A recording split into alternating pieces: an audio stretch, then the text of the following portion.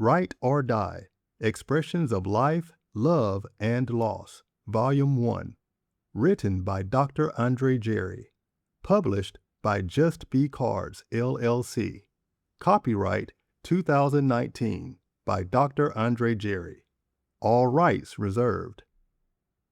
Introduction by Zane Edwards. As we go through life, there are many things that we will experience, some positive, some negative. Yet oftentimes, we have to reflect on what we have experienced in our mind's eye. Some people call it daydreaming. To others, it may seem that we are lost. This book will assist the reader in a way that is relative to him or her and to help identify with what's before their eyes. Each expression is poetically written in an eloquent way that's helpful to mankind today. For each expressed title that is given motivates in a personal way. The author has shown us how powerful writing is in healing, and for us as writers, not writing feels like we're dying inside. Each expression of life, love, and loss in this book is like slowing down time frame by frame in order to provide pure insight to the reader. The author has a true gift of expressing emotions moment to moment, second to second, to truly feel and relive each event. The perception by the author shows how to adapt to the point of view of expressions to reveal true insight. As such, Write or Die, Expressions of Life, Love, and Loss, Volume 1 will assist each reader how to evolve to the next level of personal growth. Dedication. This book is dedicated to all the men in my life whom I have loved and in some cases lost. You know who you are. Acknowledgments. First, I'd like to acknowledge and give thanks to the Most High God, Jehovah, for blessing me with the gift of writing and for giving me a purpose, passion, and calling for my life. Thank you, Mama and Dad, for nurturing, loving, and expecting me to accomplish great things. Children will inevitably rise to your level of expectation of them. Peffy, thank you for always providing a soft place for me to land. I love and appreciate you more than you know. Chris, Angel, and Tyson, thank you for giving me the best years of my life and memories I'll cherish forever. I will always love you. Carrington, your involvement with this project has been harmonious. Thank you for blessing my literary debut with your artistic genius, eloquent words, and positivism. Edwin, cuenta conmigo. Te amo tanto. James, thank you for opening your heart and home to me during the most difficult period of my life and for facilitating the healing process. Jay, you resuscitated my broken heart and made it beat to the rhythm of your name. I honestly love you. Last but certainly not least, thank you, Butch. Thank you for always encouraging me to write, because without your encouragement, this book perhaps may not have happened. So thank you. The origin of Write or Die. I began writing poetry in 2017 as a way of filtering through my emotions and trying to reconcile what I was feeling. At the time, Chris, my partner of nearly 13 years, and I were separated, although we still maintained a friendship. Together, we had raised 2 dogs, Angel and Tyson, whom we loved and regarded as our children. I was still able to spend time with them, so although my relationship with Chris had changed, I had not completely lost the family we had built together. But beneath that continued connection, I carried a tremendous amount of guilt. In 2015, I moved to Warner Robins, Georgia, to begin my career in logistics with the Department of Defense. Professionally, it was an important decision that helped launch a new chapter of my life. Personally, however, part of me felt as though I had chosen my career over my family.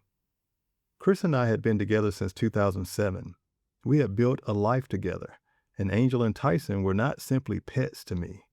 They were our children and an essential part of our family.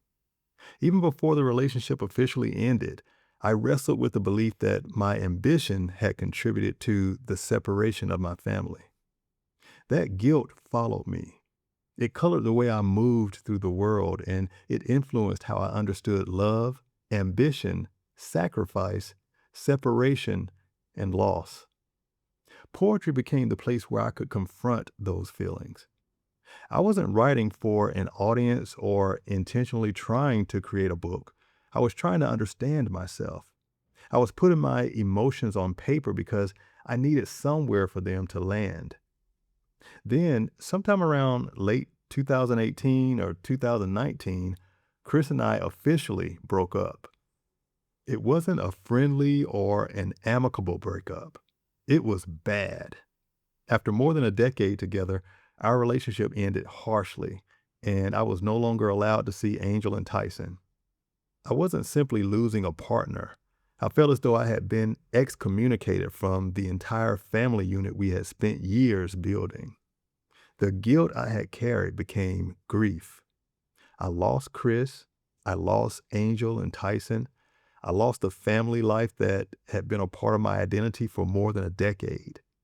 They were still alive, but they were suddenly inaccessible to me. There was no funeral or formal ritual to acknowledge what had disappeared, yet the absence felt permanent. That loss devastated me. At one point, I came dangerously close to having an emotional breakdown. I had fallen into a deeply unhealthy and self-destructive emotional space, and I'm still afraid of where that path might have taken me. That was when my friend James intervened. More than that, he interrupted the direction my life was taking at a time when I was too broken to know how to change it myself. James invited me to stay at his home in California. His invitation took me out of Georgia and away from the environment where so much of my pain had accumulated. I traveled from the East Coast to the West Coast and suddenly found myself breathing different air, experiencing different surroundings, and meeting different people. I desperately needed that change. I stayed with James for about 3 or 4 months. Because he was a therapist by profession, he understood the importance of giving me room to process what I was experiencing. He encouraged me to keep writing, and writing became one of the things that helped hold me together. James and I have since fallen out, and that's an entirely different story. But the way our friendship eventually ended doesn't erase what he did for me when I needed him most. I remain profoundly grateful to him because I truly don't know where I would be today had he not extended that invitation and opened his home to me. James didn't heal me or put my life back together for me. He gave me the distance, safety, support, and time that I needed to begin doing that for myself. Those months in California were not the end of my struggle, but they may have very well prevented my story from ending there. When I returned to Georgia, I began trying to rebuild my life, but rebuilding did not mean that I was healed. I started dating again, although not always in the healthiest ways. I repeatedly found myself attracted to emotionally unavailable men, particularly married men and other forbidden attachments. Over time, dating married men became almost addictive. Looking back, I can see that I was searching for intimacy while repeatedly choosing relationships that could never offer me complete security. I wanted to feel loved, but I was drawn toward situations built around secrecy, limitations, divided loyalties, and inevitable loss. Perhaps some part of me had become accustomed to longing for people that I could never fully have. Those relationships created even more emotional turmoil, but they also gave me more to write about. So I continued putting my confusion, desire, mistakes, loneliness, and heartbreak onto the page. I wrote through the guilt. I wrote through the anger. I wrote through the heartbreak. I wrote through the forbidden relationships and all of the unfulfilled desires and the lingering grief over the family I had lost. The truth is that my life remained messy from about 2017 till about 2021, 2022. Healing didn't happen all at once. It unfolded slowly and unevenly, sometimes through choices that created new wounds before I fully understood the old ones. But through all of it, I kept writing. My brother in law, Butch, played an essential role in making sure that happened. Butch was a writer himself. I helped publish his first book, Life Lyrics, through my publishing company, Just Be Cars. That's the same company through which my other books were also published. But in many ways, our creative journeys became connected. Every time Butch and I would talk, he would ask me the same question: Bro, are you writing your poetry? No matter what I was going through, he continued encouraging me. Andre, just keep writing. I know you're going through a lot, bro, but keep writing. I would send him previews of my poetry, and he would remind me that what I was creating had value beyond helping me process my own emotions. This is great, he would tell me. You really have a gift. I want you to keep writing, brother. This is helpful not only for you, but for many other people.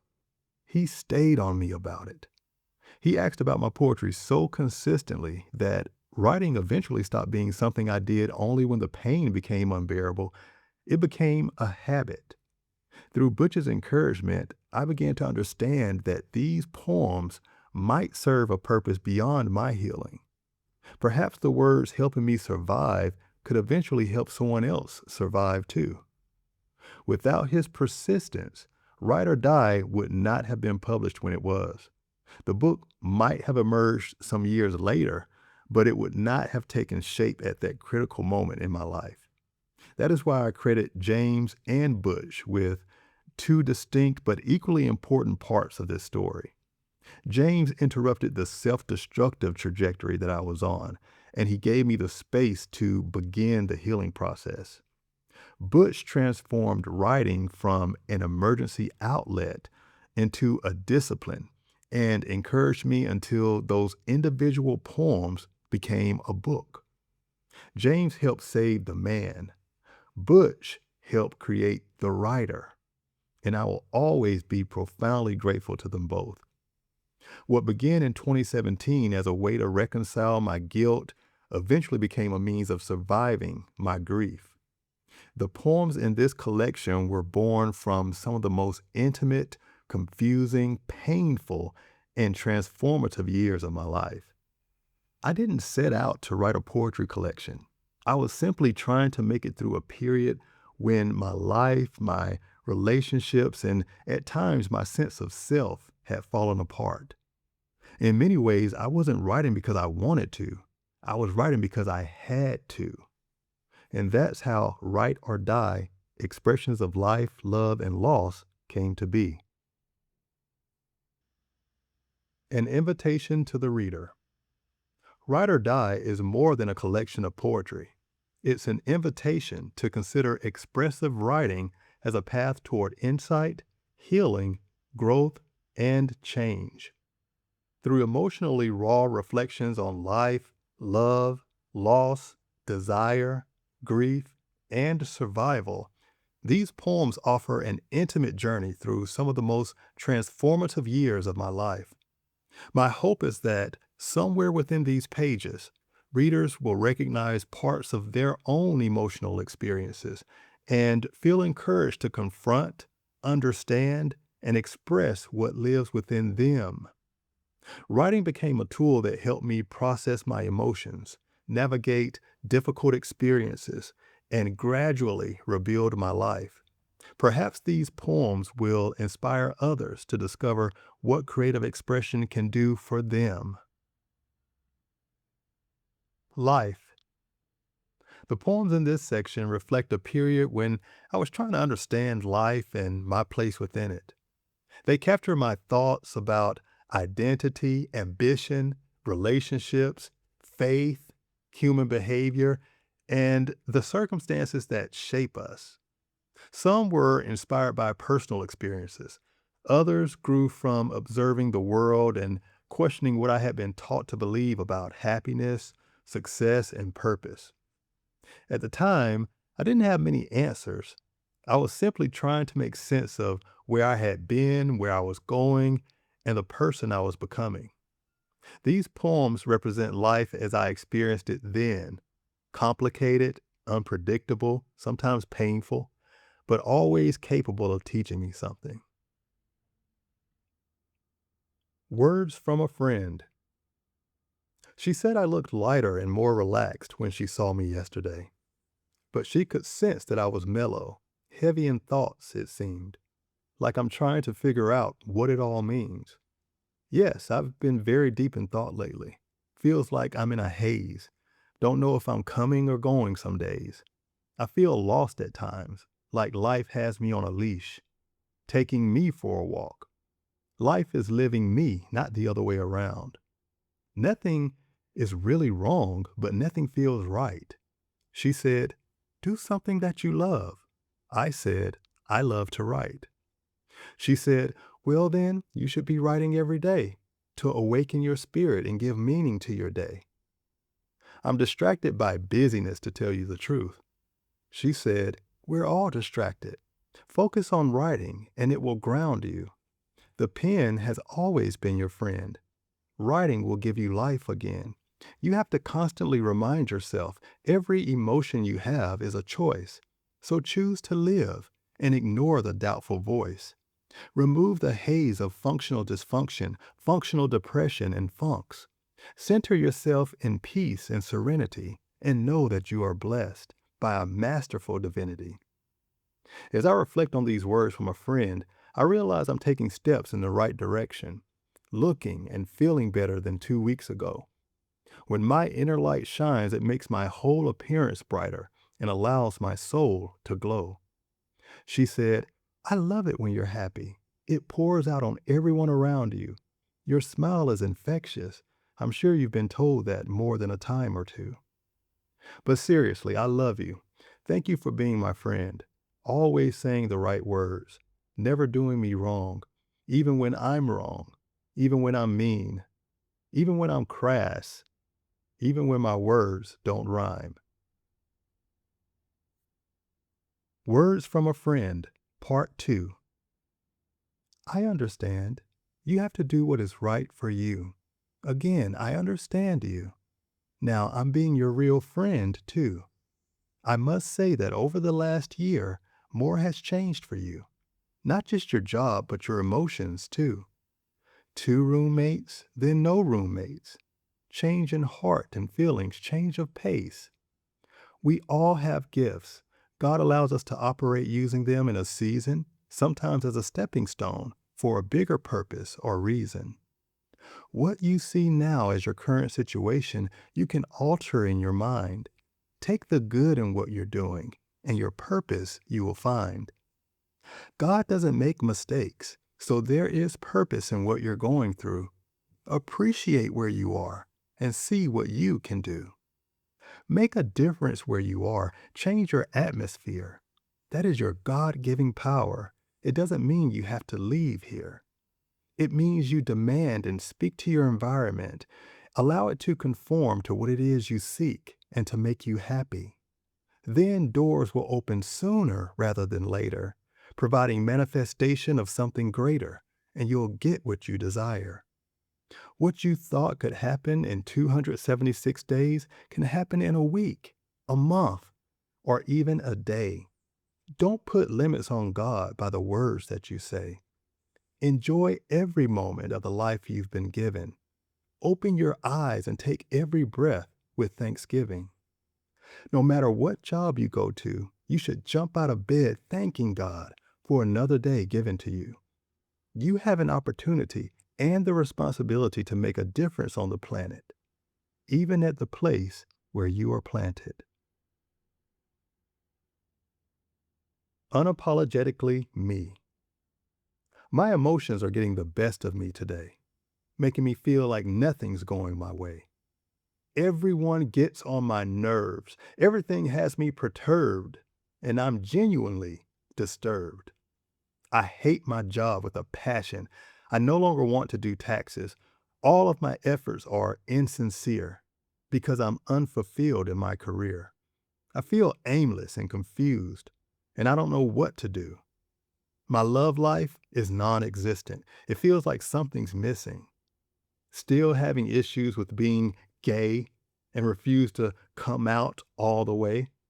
I get a high off of blending in, but it takes so much energy to pretend. I just want to be myself and stop pretending to be someone else. As long as I wear this disguise, I'll live somewhat of a miserable life and pay a high price for living a lie. One day soon, hopefully, everyone will see. I finally found the courage to be unapologetically me. The Subservient Position. Feeling much better today, like everything's going my way. It's like I'm a new man, a renewed spirit and mind. Had to regroup, retrain my focus, and simply unwind. Reconcile where I am with where I want to be. Determine the appropriate cause of action for me. The problem has been me. Inappropriate focus leads to inappropriate results. This is what happens when we fail to consult the master teacher, the wonderful counselor, always accessible and approachable at any given hour. Abundant in wisdom, kindness, and mercy, able to heal anything that hurts me. Next time I feel out of sorts and not at ease, I'll remember to fall upon my knees. The only way to improve my condition is to take the subservient position. It is not good for man to be alone. It is not good for man to be alone, yet no one's there when I come home. Has it been far too long without someone to call my own? Sometimes my friends ask, how long will this last? How long can you stand not having a right hand? Someone who knows your heart, someone who understands. When I tell them I'm fine, it's not a lie. This is not a facade, this contentment that I exude. I really do enjoy my solitude. I know that one day God will send someone my way. Until then, I'm working on myself, spending time with me, getting reacquainted with me, discovering who I am and what I want to be. For 10 years, I struggled to be what someone else needed from me. In trying to please someone else, I lost little pieces of myself, year after year until there was nothing left. I felt like I could no longer stay, so I decided it was time to finally walk away. By far the hardest decision I ever had to make, but I continued to heal with each passing day. In the interim, I can see that Jehovah was refining me, teaching me compassion, understanding, and compromise, teaching me patience and opening my eyes, showing me the qualities of the type of man he needs for me to be. Only then can he send the right person to me. So yes, I'm alone, but far from lonely. Solitude has been what's best for me. I could have hastily dated in my brokenness just to avoid the feelings of loneliness, but the Lord has given me discernment in all things. I realize what the consequences would bring. No substantive growth and more of the same. A similar pattern of issues would be revealed from a lack of understanding of the need to heal. To those reading these words, do you comprehend the meaning within? Being alone can be a good thing, and solitude is your friend. Trust God and His timing, and not your own. He will bring you true love before long, for it is not good for man to be alone. Lies within. I don't like the way some light-skinned people act, as though they're a better shade of black. Just because I'm not fair, am I not worthy of your stare? Because my curls are tighter and your skin is a little brighter, don't think that you're higher or mightier. You may be attractive to others, but so are your darker-skinned brothers. You may be more palatable to whites because your skin is light. It may be culturally acceptable, but that doesn't make it right. Some of you consider lightness a club, an exclusive membership where the darker ones are snubbed. Some of you run and hide from the sun's rays for fear of turning a darker shade. Imagine that. Your perception of what's beautiful is whack. Don't let your complexion become your obsession. Beauty is a broad perspective interpreted by the eyes of the beholder. Don't perpetuate the lie any longer that yella is better. How do you figure? At the end of the day, they consider us all niggers. So don't categorize based on lies or use complexion as a means of rejection. Embrace all the different hues. Blatinos, Blasians, and Blatalians, I'm talking to you too. They label you exotic, but they'll come for you too. They envy us all, you see, because of our beauty and our versatility. We are invaluable, but valueless is what they want us to see. But hold your head high and don't believe the hype.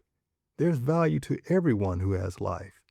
Whether you have light, brown, or dark brown skin, the true value of self lies within. Life on autopilot. The gaze at nothing in particular. The blank stare looking out to nowhere.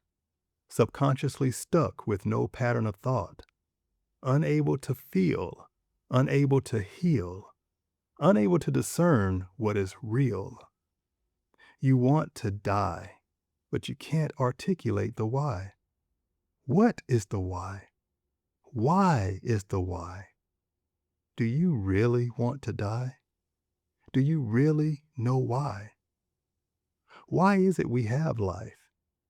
Find your why, then at last you'll have it. Control. I'm sorry. I'm sorry for not being perfect. I'm sorry you cannot deal. I'm sorry I speak my mind. I'm sorry I keep it too real. I'm sorry I'm quick to get angry. I'm sorry I'm quick to spaz. I'm sorry I'm argumentative. I'm sorry for not kissing your ass. I'm sorry you can't control me. I'm sorry I make rules of my own. I'm sorry I don't fit social norms. I'm sorry we don't get along. I'm sorry I'm introverted. I'm sorry I'm okay being alone. I'm sorry I don't need you. I'm sorry I don't talk long on the phone. I'm sorry I'm not bubbly. I'm sorry I seem standoffish.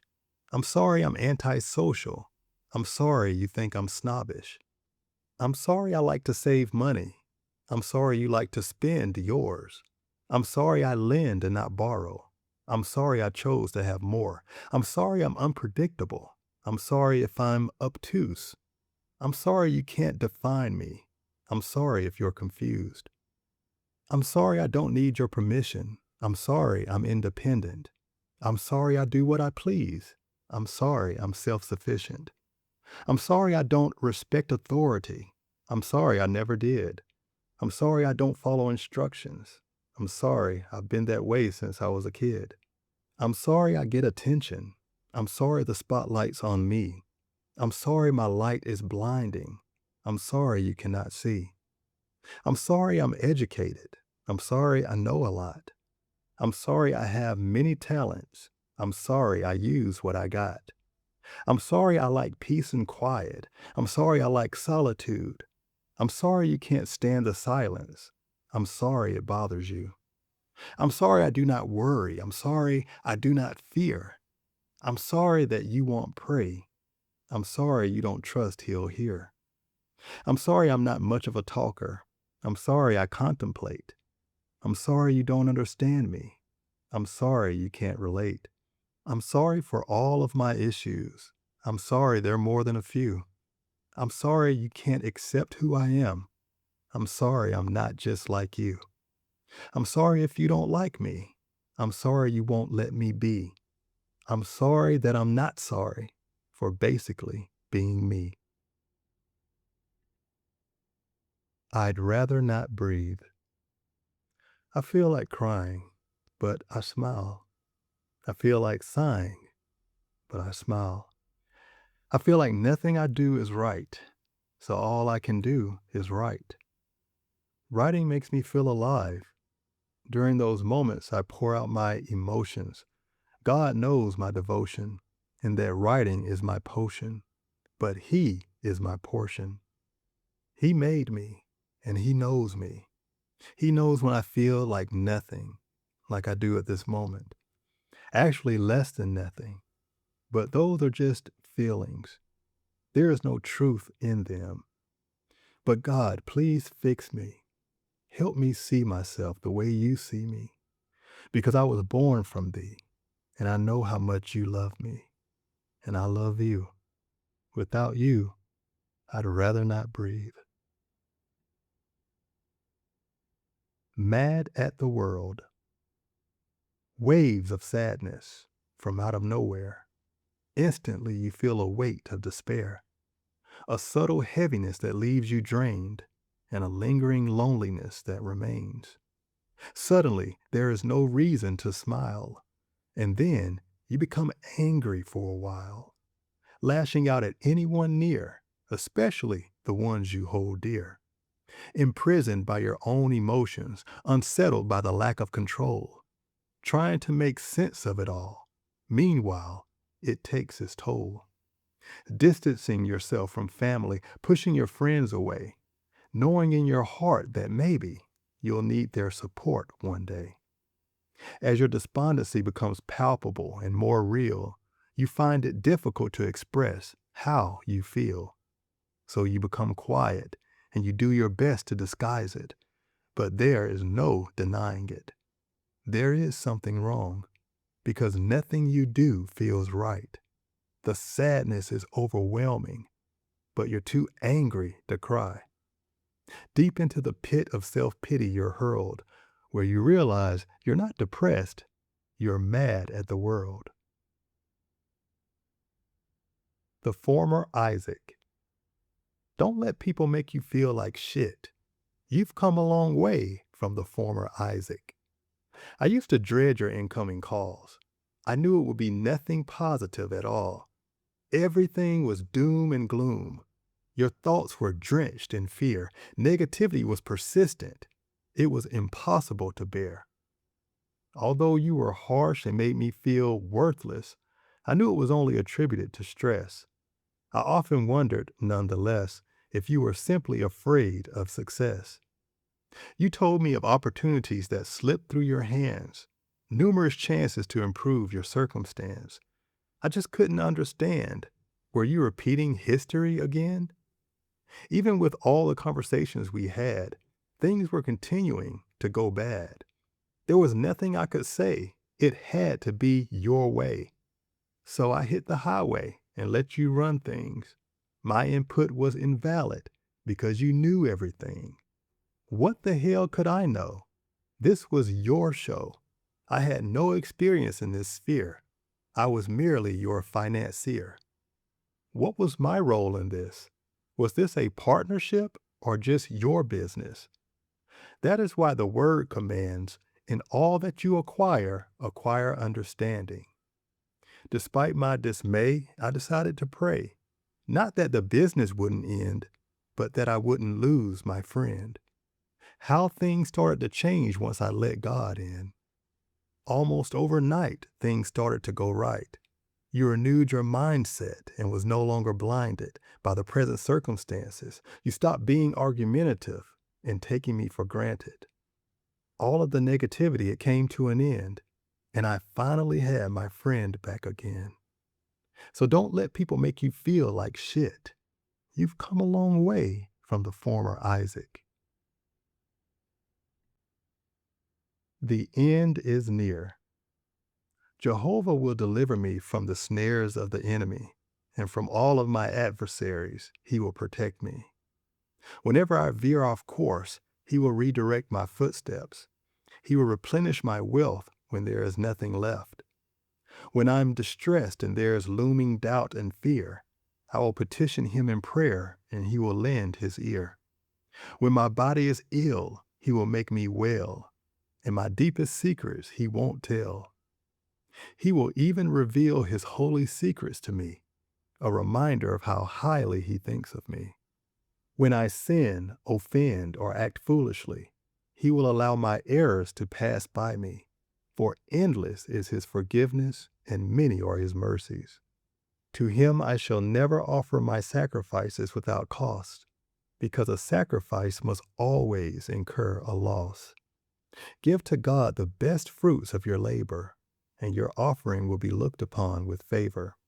Never hesitate to give God your best, for our Heavenly Father deserves nothing less.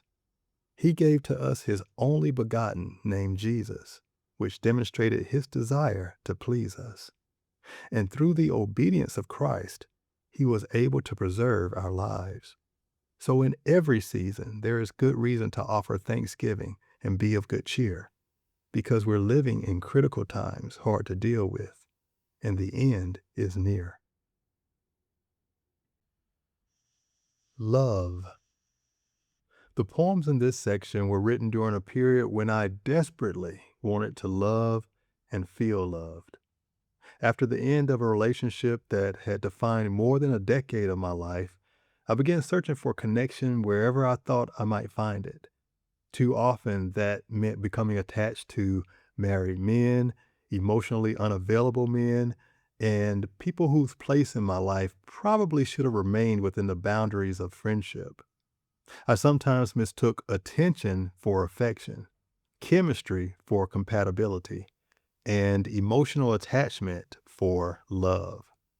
Friendships became situationships, forbidden connections became recurring patterns, and one unavailable man seemed to lead directly to another. Looking back, I understand that I was trying to replace the intimacy and sense of belonging that I had lost. I wanted so desperately to feel chosen that I repeatedly attached myself to people who were never fully available to choose me. These poems capture that complicated and sometimes chaotic search for love. Beneath every misguided attachment, however, was a simple and deeply human desire. I wanted to feel loved again. You might get my love.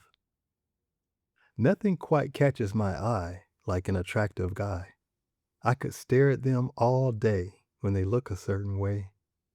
Tall, strong, well-dressed and lean, slightly arrogant, aggressive, but not mean. Eyes that smile and a face that wows. Well groomed and put together, nails always filed. They can be bald or wavy hair will do.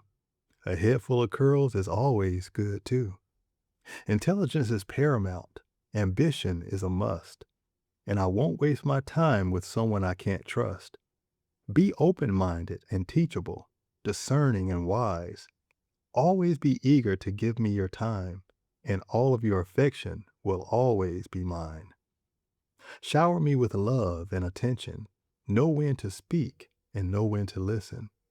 Correct me when I'm wrong and acknowledge when I'm right. Never go to bed angry and always kiss me goodnight. To win my heart, pay close attention to the words listed above. If they happen to describe you, you might get my love.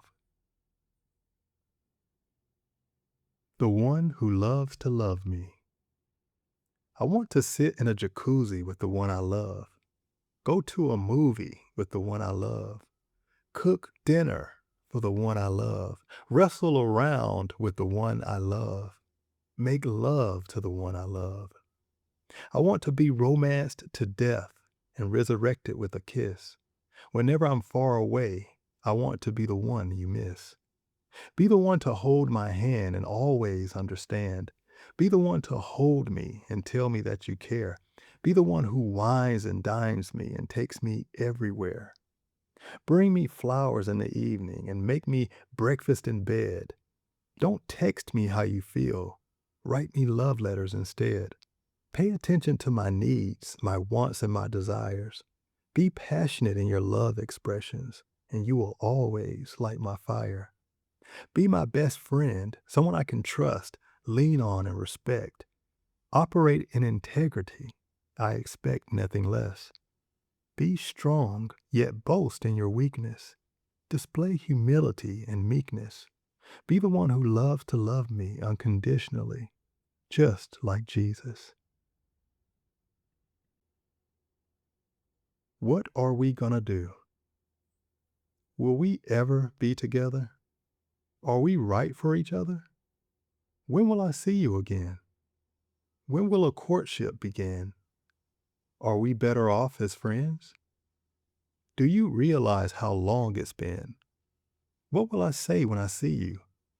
Do you miss me like I miss you? When you're here, what will we do? Will there be intimacy between me and you? Or just good conversation? Are we moving hastily out of desperation? Has there been too long of a separation? Or are we complacent in our emancipation? If this doesn't work out, will we be devastated, heartbroken, or dejected from rejection? If we wait, will I lose you? What are we going to do? Love on my face. You see me, but you don't notice me. You fail to understand that all I want to be is for you to take my hand. How can we be so close as friends, but act like strangers when we're all alone and there's no one here but you and me? Space and opportunity. Reach for me. Let me feel your touch. How can you be so distant when you know that I want you so much? I can tell that you're into me because I can feel your energy. You have my heart, but you want so much more from me. Your desire is intimacy. Don't be afraid. Come into me and see how intense and pleasurable the two of us could be. Don't be ashamed. Come lay with me and see how beautiful it is when you're making love to me, kissing me all over my body, making me quiver in places that cannot be seen, nothing but sweat in between, breaking me down to my knees, feeling your warm embrace as you put your love on my face. A friend to me. I see you and I smile. Come near me for a while and let me hug your neck, give you a peck on the cheek, and thank you for being my friend. Someone cool like me, but deep like me. Someone that gives hugs when need be and lets me cry when I'm hurting. And when you're hurting, I return to you what you give to me. Thanks for being there and for being a friend to me.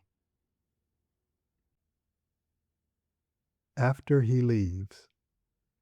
I never thought I'd be that guy, but I need for you to leave your wife because I need you in my life, not in fragments or pieces. I want all of your attention. Let me be the one to hold you at night. That would make everything all right. Can't you see how happy you are with me? It breaks my heart after you leave, running back to a loveless home and leaving the one you love alone. With all the lingering scent of your cologne on my pillow, instantly I miss you. Incessantly I think of you. I whisper softly in the air, te amo mucho. Those words travel from my mouth to your heart, and nothing will ever keep us apart. You are the man I love, and I'm the one you adore, the one you do anything for.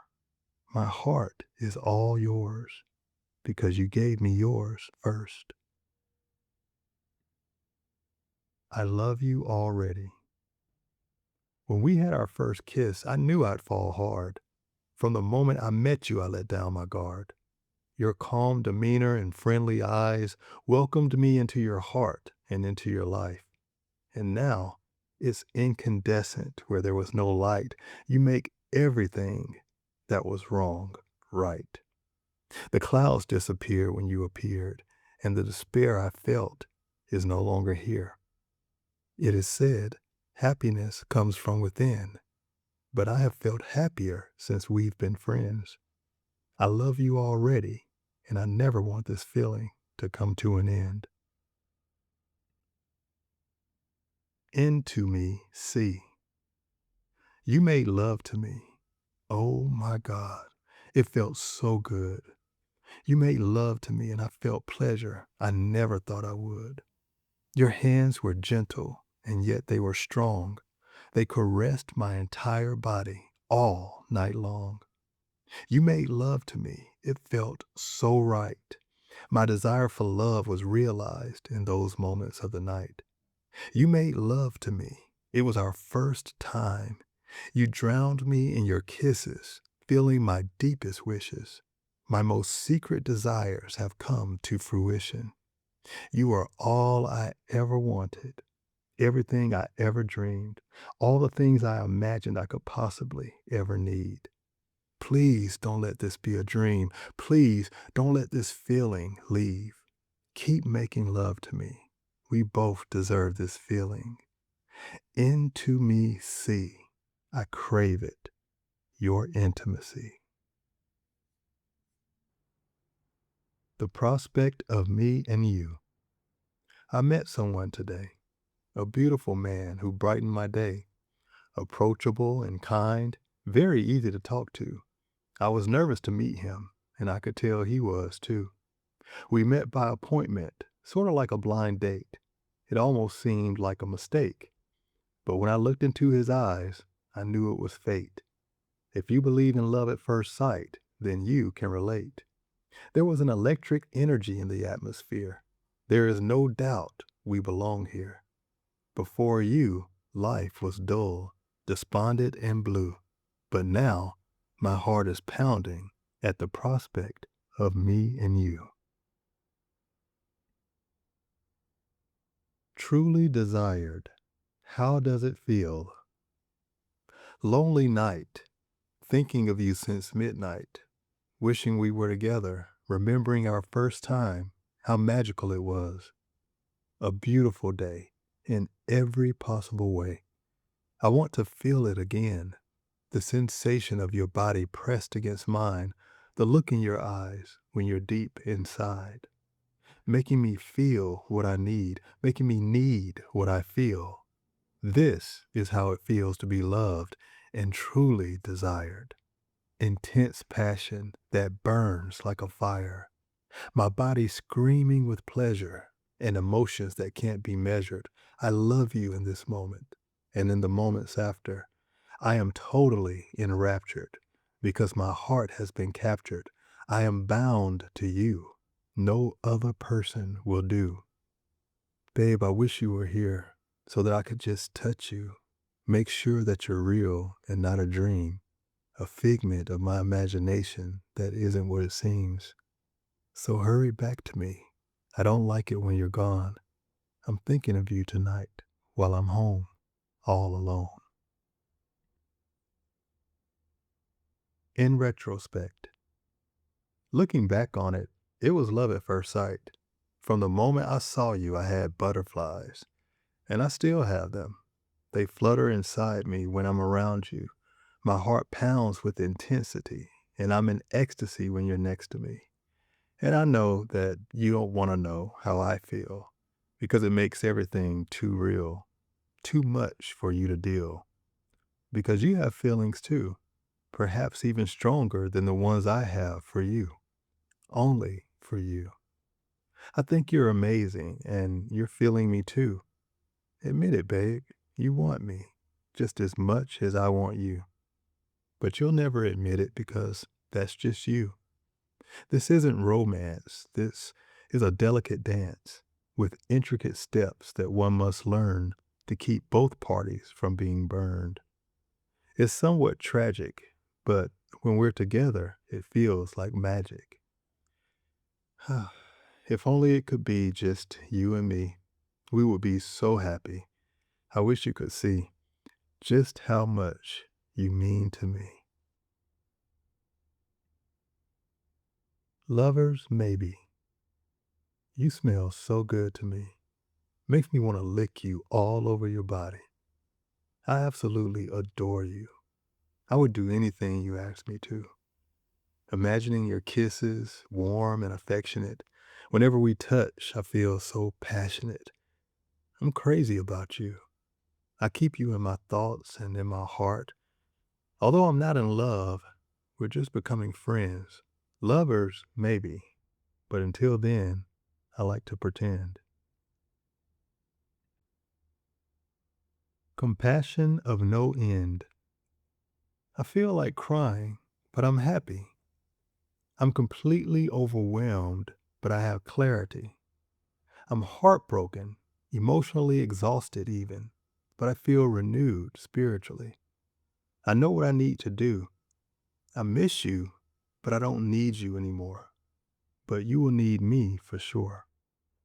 I'm not heartless. When you knock, I'll open the door. When the phone rings, I'll always answer. You hurt me and I hurt you. And I'm sorry I did that to you. I truly am. Never meant to break your heart. I've always loved you from the very start.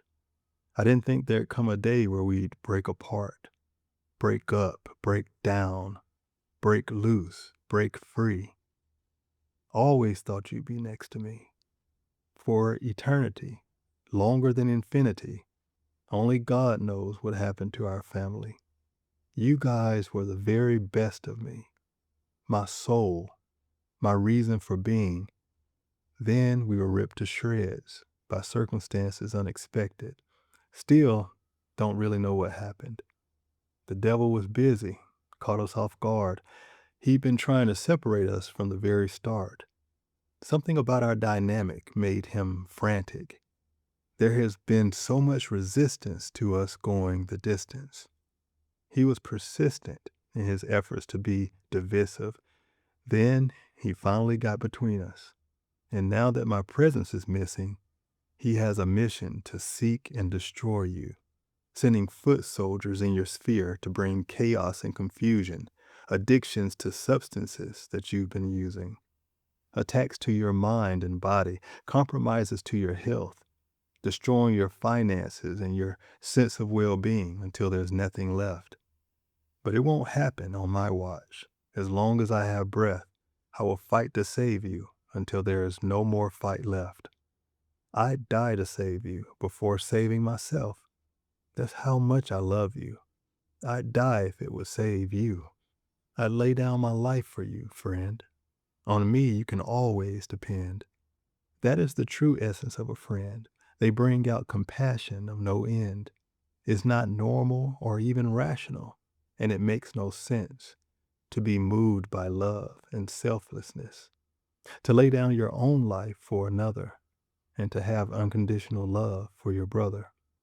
The highest form of life is obedience to God in the likeness of Christ. In pondering the things I'm willing to endure for a friend, I realize my love for you is pure, with compassion of no end. Loss. The poems in this section were written while I was grieving more than the end of a relationship. For over a decade, much of my identity had been connected to the life Chris and I built together. When that relationship ended, I was left trying to understand who Andre was apart from Chris, apart from the family we had built, and outside the future I once believed that we would share. I was also confronting the painful realization that the career for which I believed I had sacrificed my family was not becoming what I thought it would be. I had lost the relationship, but I was no longer certain that what I had chosen instead had been worth the cost. Other losses followed. Friendships helped me heal while sometimes creating new wounds. Potential relationships failed to become what I hoped they might be. I was heartbroken, I was lonely, angry, struggling to accept that a defining chapter of my life was truly over. But loss was also creating a space for transformation.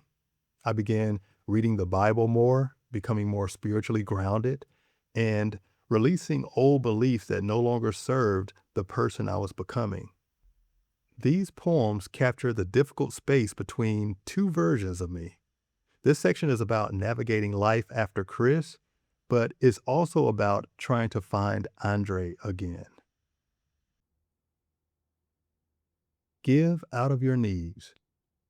It was once told to me, give out of your needs.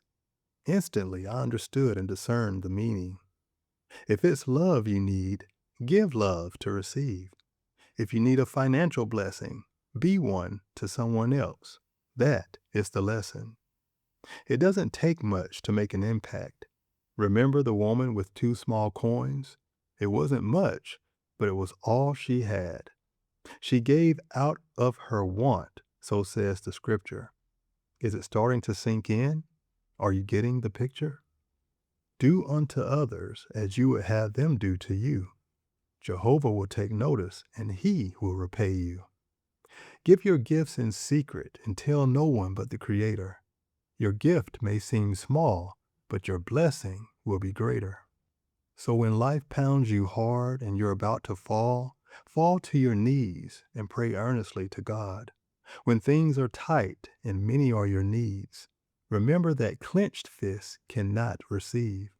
Open your palms and give out of your needs. I surrender. I will be happy, with or without you, Mr. Vaughn.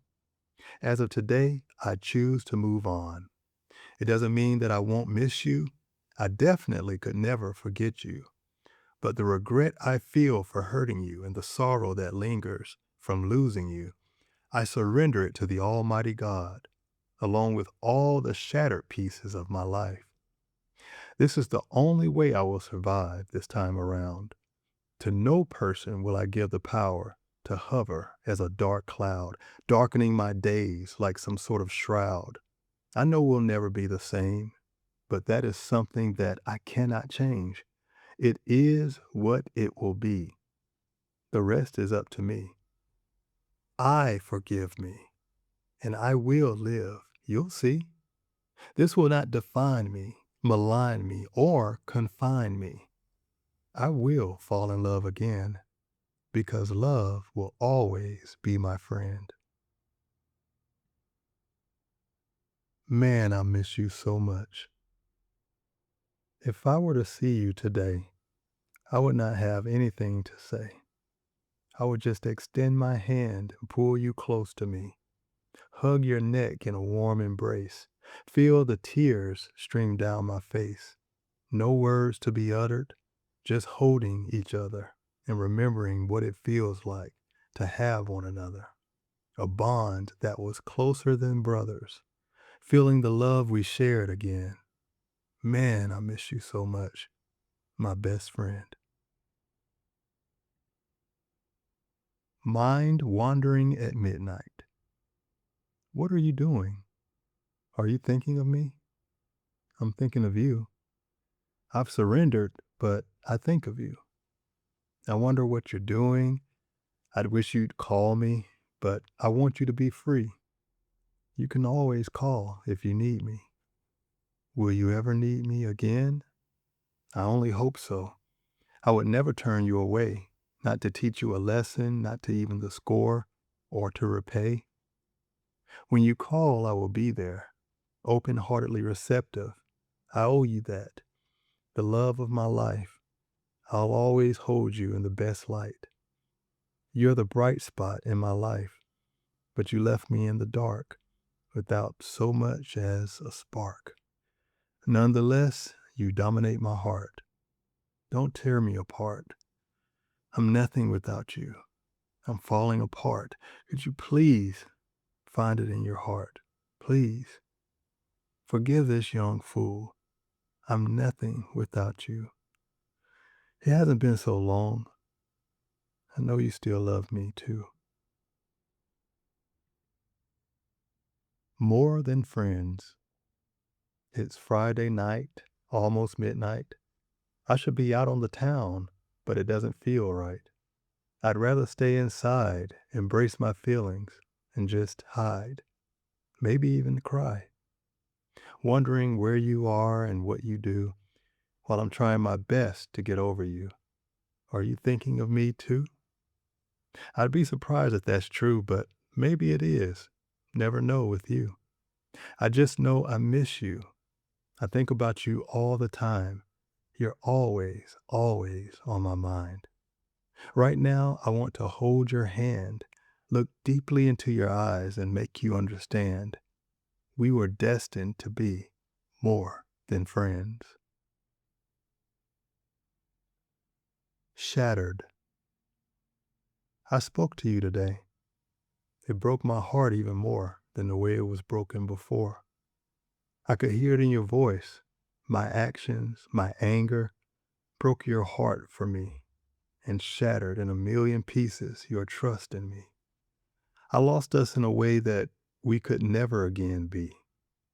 I spoke to you today, and it shattered me. I thought I'd feel lighter or perhaps some relief. Instead, I feel like the life has been sucked out of me. It would have hurt less if you just rejected me and said, I'm not ready. But now that I've heard your voice, I know it's over. My God, it's finally over. My heart cannot take this. My words no longer reach your heart, and that's the saddest part. What do? I don't think I'll ever get over you. So distant. Absence makes the heart grow yonder. The less I see of you, the more my mind wanders. Thoughts of losing you, visions of a fizzling romance, dashed dreams that what we had would last. Wondering what changed and whether we will remain. Seems like nothing stays the same. I miss you. Every day I miss you. I want to reach out because I'm longing to be kissed by you. Waiting for you to call. I barely see you now, and I don't like this. Not at all. If only I knew how you really feel, then I could determine whether this is real.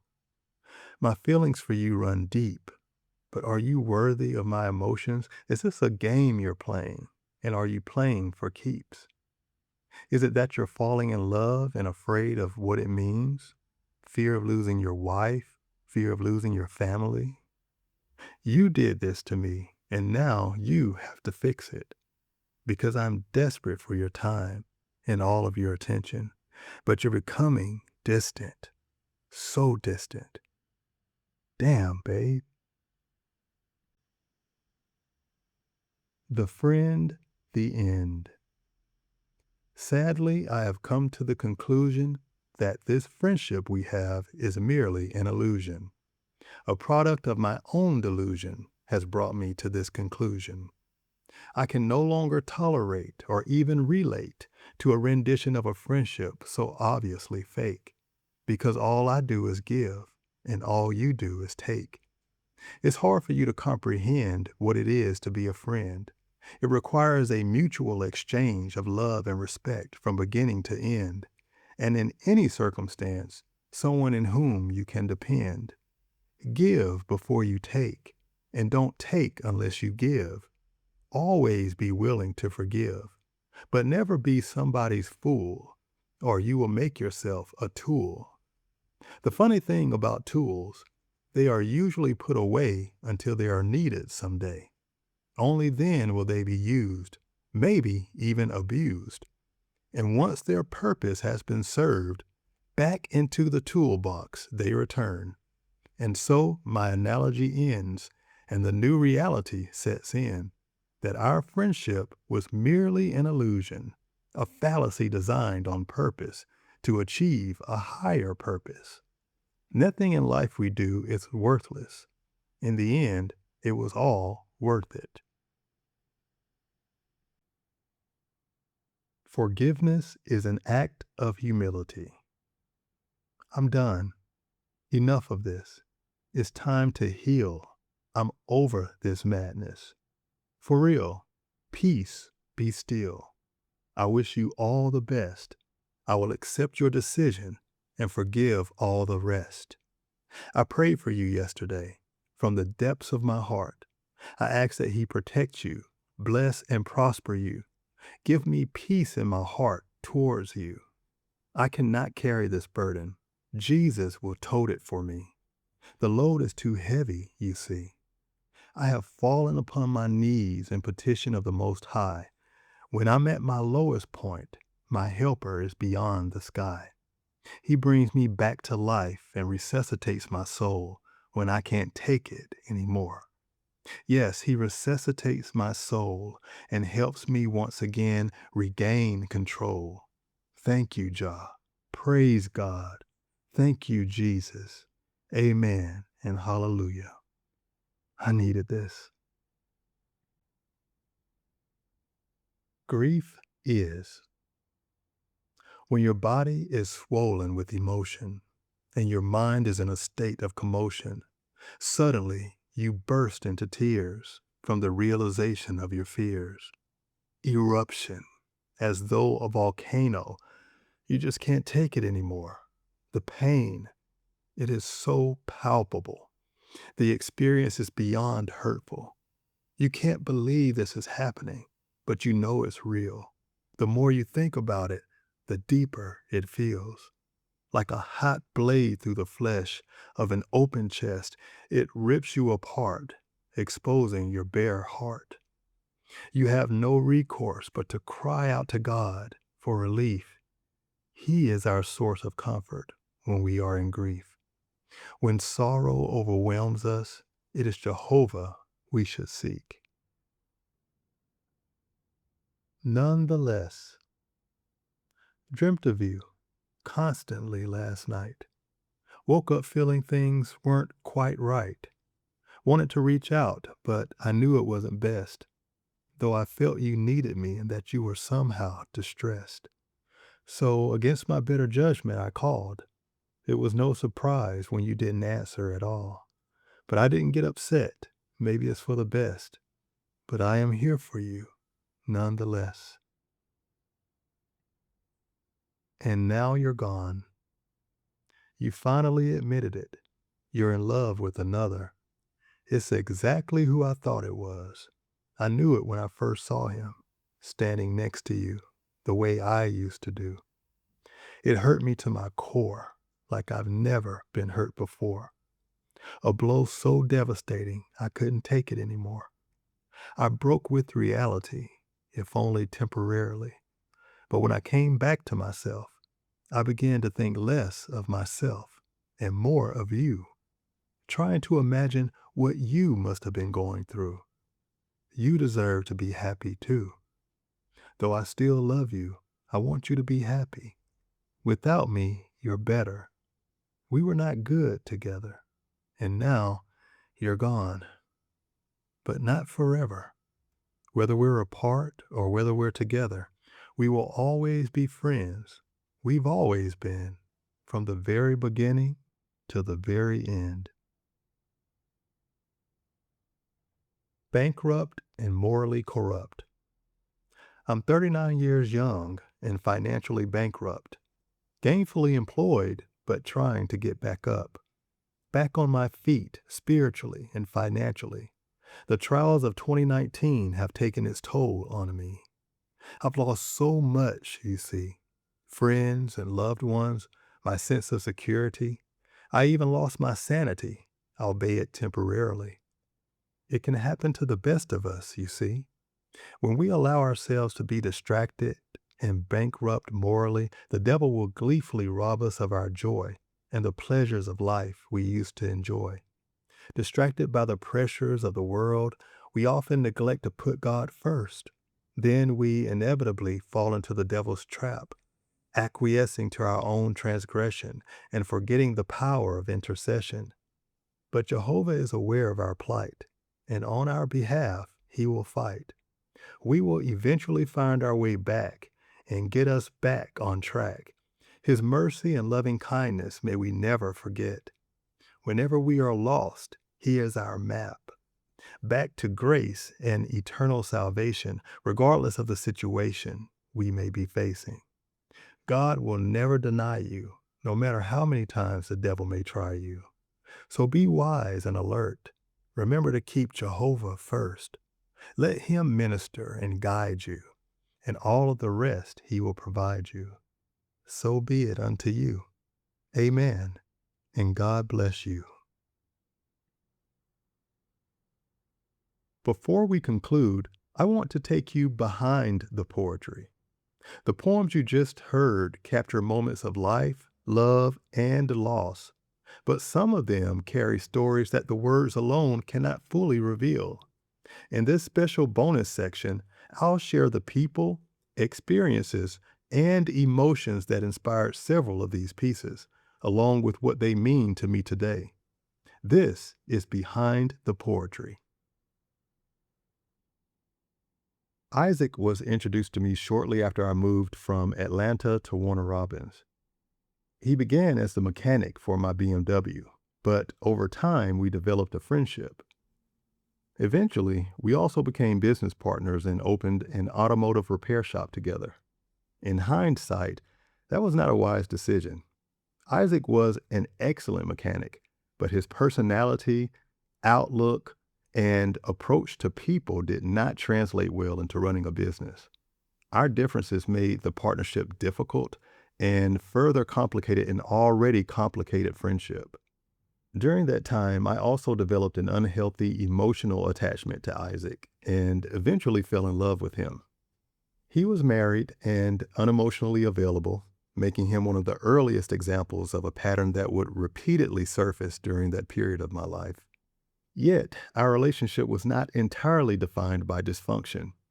Isaac and I had many conversations about his outlook, his behavior, and the person he wanted to become. Over time, I began noticing that some of those conversations were having an effect. He appeared to be shedding certain negative traits and replacing them with more positive ones. The former Isaac was adapted from one of the pep talks I gave him. The poem reflects my belief that he was capable of growth and acknowledges the positive influence I believed I was having on his life. Looking back, my relationship with Isaac blurred too many boundaries: mechanic and customer, friends and business partners, friendship and romantic attachment. It was complicated. It was unhealthy and ultimately unsustainable. But this poem captures a moment when I looked beyond that complexity and recognized the better version of himself that Isaac seemed to be becoming. The title refers not only to the Isaac I knew, but to the version of himself that I hoped he was beginning to leave behind. Love on My Face is one of the more erotic poems in this collection, and admittedly one of the more embarrassing for me to revisit. I wrote it when I was beginning to fall for Isaac, but had not expressed my feelings to him. Because those emotions remained unspoken, much of what I wanted to say and do existed in my imagination. This poem became an outlet for those private desires and fantasies. Looking back, it's clear that my attraction to Isaac was becoming an unhealthy attachment. I was emotionally vulnerable, deeply lonely, and desperate to experience intimacy again. What I described as love was intertwined with longing, fantasy, and the hope that our complicated friendship might become something more. Today, I can read the poem with greater perspective. Yes, I had it bad for Mr. Isaac. And yeah, some of what I wrote makes me kind of blush now, but I also give myself grace. Love on My Face captures an honest moment in my life when desire gave expression to feelings I was not yet ready to confess. I respect the poem for what it was: the private fantasy of a broken man who desperately wanted to feel close to someone again. Mad at the World was written around 2019, during a period when nearly every part of my life seemed to be unraveling. Chris and I had broken up, and I believed I had permanently destroyed the relationship. I had lost the family we built and pushed away many of the friends and relatives who might have supported me. I felt misunderstood, isolated, and completely alone. My finances were also in shambles. I was going through bankruptcy after overextending myself, making poor financial decisions, and experiencing the failure of a business I had started with a friend. Although I had a great job, I still could not keep up with everything I owed. Even the career for which I believed I had sacrificed my family wasn't bringing me the happiness or security I expected. My life felt as though it were crumbling around me, and I was just angry at everyone and everything. But beneath that anger were grief, regret, disappointment, shame, and the powerful realization that some of my own choices had helped bring me to that place. Writing this poem forced me to confront the truth. I was mad at the world, but I was also viewing myself entirely as its victim. Some of what happened to me was painful and unfair. Some of it, however, required me to take responsibility for the relationships I had damaged, the people I had pushed away, and the decisions I regretted. It was okay to be mad at the world for a moment. I needed to acknowledge the anger rather than pretend it wasn't there. But I also had to recognize that I could not rebuild my life while blaming the entire world for its condition. Mad at the world captures the moment when I admitted where I was emotionally and began controlling how I had gotten there. It was not the end of my anger, but it was the beginning of accountability. These two poems emerged from the same period of reflection and romantic daydreaming. As I adjusted to being single, I began thinking about the kind of man that I might want to share my life with someday. You Might Get My Love explores the qualities that attract me and could make me open my heart to someone. The One Who Loves Me extends that fantasy by imagining the experiences and the affection and the companionship that I would want to share with that person. In many ways, I was speaking to an imaginary future partner, but I was also learning more about myself, what I valued, what made me feel connected, and what I believed a loving partnership should offer. Revisiting these poems years later, I'm struck by how much of what I expressed still rings true. My desires were not centered primarily on appearance or status or other superficial qualities. I wanted character, emotional connection, mutual affection, companionship, and someone who would genuinely enjoy loving me as much as I would enjoy loving them. During a period when my actual romantic choices did not always reflect those standards, these poems reveal that some part of me still understood the kind of love I truly wanted. Together, they represent more than romantic fantasy. They preserve the vision I carried of a future relationship in which love could be mutual, intentional, and freely returned. After He Leaves is a poem that's deeply personal to me because it captures the emotional void I experienced after spending time with a married man that I had fallen in love with. Whenever our time together ended, I was forced to confront the painful reality that I could only be with him in brief moments. No matter how close we became or how happy we were together, he was not completely available to me. Eventually, he would leave, and I would be alone with everything I felt but could not fully possess. The poem expresses a selfish but honest desire. I believed he was unhappy in his marriage, happiest when he was with me, and truly in love with me. I wanted him to leave his wife so that we could build a life together. Now, whether those feelings were fair or reasonable, they were real. After He Leaves allowed me to speak directly from my heart without pretending to be more noble, detached, or selfless than I was. What makes this poem especially meaningful today is that the man I was writing about is now my husband.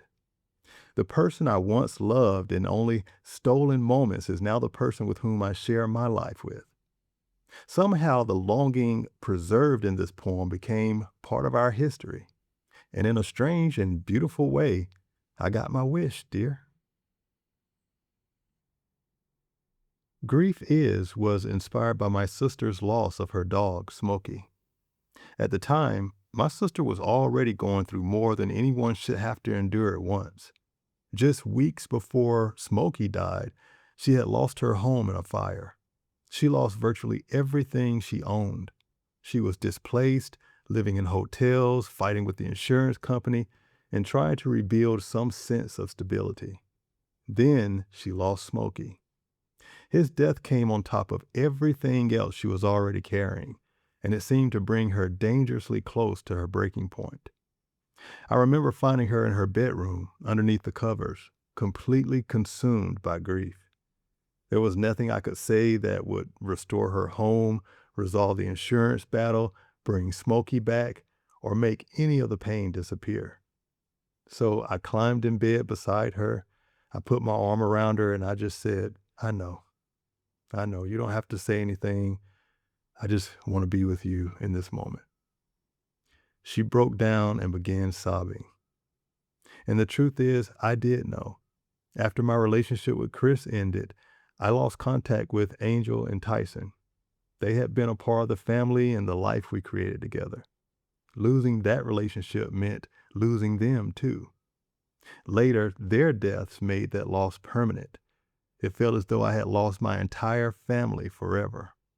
People who have never loved a pet may not fully understand that kind of grief. But for many of us, they are not simply animals. They are our children, our companions, and part of the family around which we have built our lives. Watching my sister mourn Smokey touched the grief I was still carrying for Angel, Tyson, and the family life I had lost. It was heartbreaking to witness her pain so closely, and I know that I couldn't do anything to fix it. All I could do was be there for her. But my sister had been there for me when I needed someone, and I was grateful that at least during one of the most overwhelming periods of her life, I could be that person for her.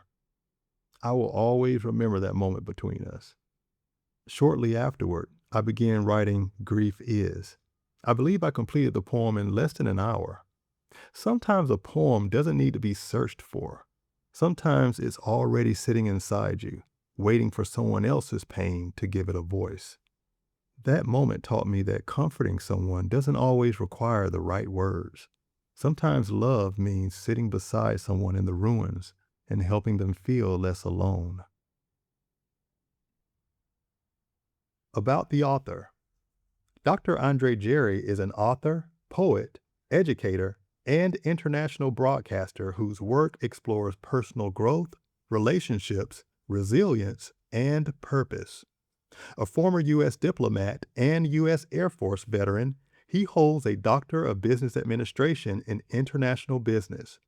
He is also the host of Live with Dr. Andre Jerry, where he shares meaningful conversations with audiences around the world. Dr. Jerry lives in San Juan, Puerto Rico, where he continues to write, create, and tell stories inspired by life and the lessons learned along the way. Thank you for listening to Write or Die, Expressions of Life, Love, and Loss. I hope this collection encourages you to consider writing as a form of emotional release. You don't have to be a poet or an author. Sometimes putting your feelings into words can help you process what you are carrying and begin the process of healing. Whatever you may be facing, I hope you find your own way to release it, express it, and keep moving forward. Thank you so much for allowing me to share my journey with you.